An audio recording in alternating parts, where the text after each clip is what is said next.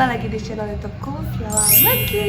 Dan saat ini kita kembali lagi di sesi Apoteker Viola. Untuk pedoman ibu hamil bisa cek di deskripsi. Teman-teman, kali ini aku bakal bahas terkait kategori keamanan obat untuk ibu hamil berdasarkan FDA. Apa itu FDA? Nah, FDA teman-teman itu singkatan dari Food and Drug Administration. Secara umum, tugas dari FDA itu sendiri untuk mengatur makanan, suplemen makanan, obat-obatan, produk biofarmasi, transfusi darah, piranti medis, piranti untuk terapi dengan radiasi, produk kedokteran hewan, dan kosmetik yang beredar di Amerika Serikat.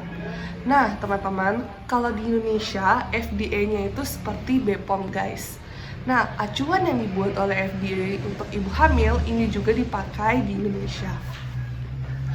Pada tahun 1979, FDA menetapkan terdapat 5 kategori. Nah, 5 kategori di sini untuk menunjukkan potensi obat yang dapat mengakibatkan kecacatan dari lahir jika digunakan selama kehamilan. Nah, tentunya teman-teman, kita harus melihat dari rasio risk to benefit-nya. Jadi selainnya kita lihat apakah resikonya lebih tinggi kah atau keamanannya lebih besar. Gitu ya teman-teman. Nah, aku langsung aja jelasin untuk kategori A. Nah, kalau untuk kategori A itu sendiri teman-teman, itu studi terkontrol pada wanita dan tidak memperlihatkan adanya resiko terhadap janin pada kehamilan trimester pertama. Dalam artiannya, tidak ada bukti mengenai resiko pada trimester selanjutnya dan sangat rendah teman-teman kemungkinan untuk membahayakan janin. Nah, jadi terbukti aman ya teman-teman. Nah, pertanyaannya di sini, kenapa acuannya kita gunakan trimester pertama? Nah, seperti yang kita tahu teman-teman, pada trimester pertama untuk ibu hamil itu sudah terjadi organogenesis pada janin. Dalam artian, pada trimester pertama itu sudah mulai terbentuknya organ-organ bayi, gitu teman-teman. Nah, salah satu contoh obat untuk kategori A di sini adalah asam folat dan levothyroxine. Nah, untuk fungsinya sendiri, teman-teman, for your information, kalau asam folat itu fungsinya untuk membantu mencegah cacat lahir pada otak atau tulang belakang bayi. Sedangkan kalau fungsi obat dari levothyroxine itu sendiri untuk ibu hamil yang terkena hipotiroid. Nah, lanjut ya teman-teman. Nah, selanjutnya kategori B. Jadi di sini untuk kategori B, obat-obat yang ditemukan itu aman pada studinya di hewan. Nah, jadi apabila kalau obat ini diberikan pada hewan yang hamil itu aman ya teman-teman. Tapi kalau untuk studi lanjutannya untuk manusia itu untuk itu belum ada. Nah, contoh obatnya di sini adalah metformin, HCT, amoxicillin, dan pantoprazol. Nah, teman-teman udah tahu kan kalau untuk metformin itu sendiri untuk obat-obatan untuk orang yang terkena diabetes. Sedangkan kalau HCT itu fungsinya sebagai diuretik. Biasanya digunakan juga untuk orang-orang yang terkena hipertensi. Nah, amoxicillin dari namanya saya teman-teman sudah tahu kalau amoxicillin itu adalah salah satu antibiotik. Dan untuk pantoprazol itu sendiri, pantoprazol digunakan untuk orang-orang yang terkena gastritis. Seperti itu ya teman-teman. Nah, sekarang muncul pertanyaan.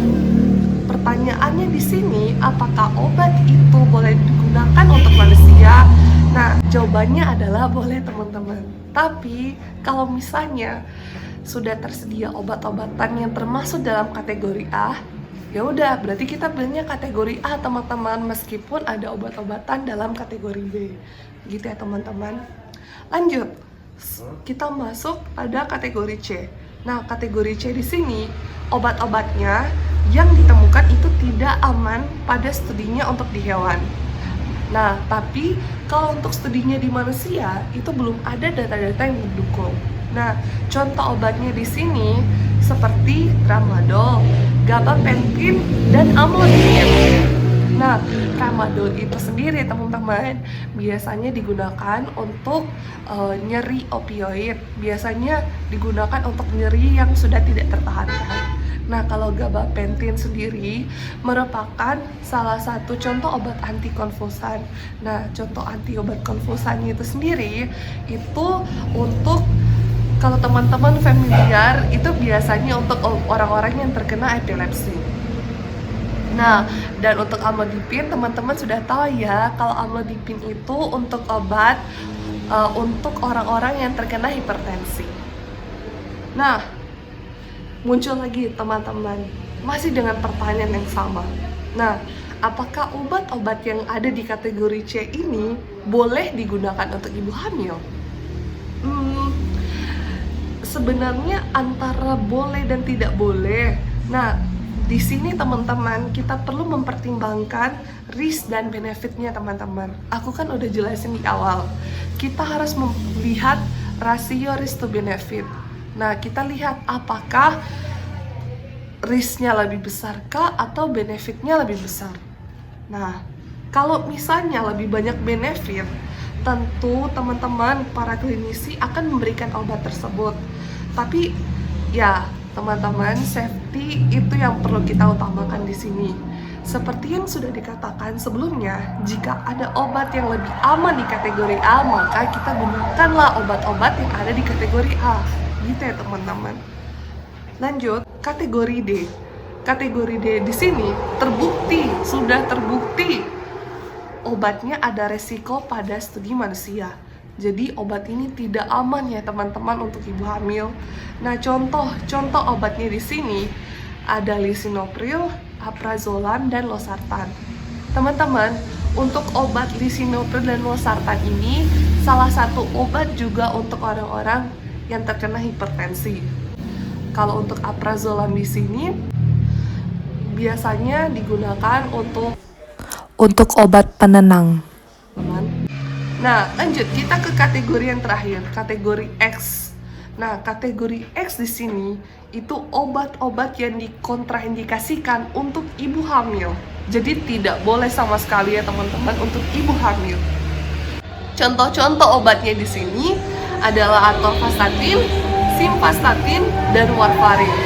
Kalau untuk atorvastatin dan simvastatin di sini teman-teman itu yang biasanya digunakan untuk orang-orang yang terkena hiperlipidemia, dislipidemia. Ya, kalau untuk orang-orang awam biasanya dikenal dengan untuk obat kolesterol kayak gitu.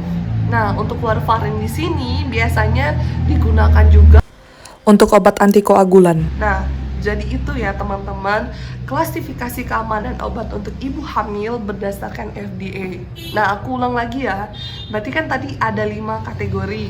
Yang pertama kategori A, itu dia terbukti aman. Kategori B, kategori C, kategori D, dan kategori X. Jadi itulah teman-teman klasifikasi keamanan obat untuk ibu hamil berdasarkan FDA. Nah, semoga info ini juga dapat berguna untuk teman-teman yang dalam masa kehamilan agar lebih hati-hati dan selektif dalam memilih obat. Terima kasih teman-teman, jangan lupa untuk like, comment, dan subscribe. Kalau misalnya teman-teman punya request, aku harus bahas materi apa lagi, teman-teman bisa drop di kolom komentar ya. Terima kasih, sampai jumpa, dadah!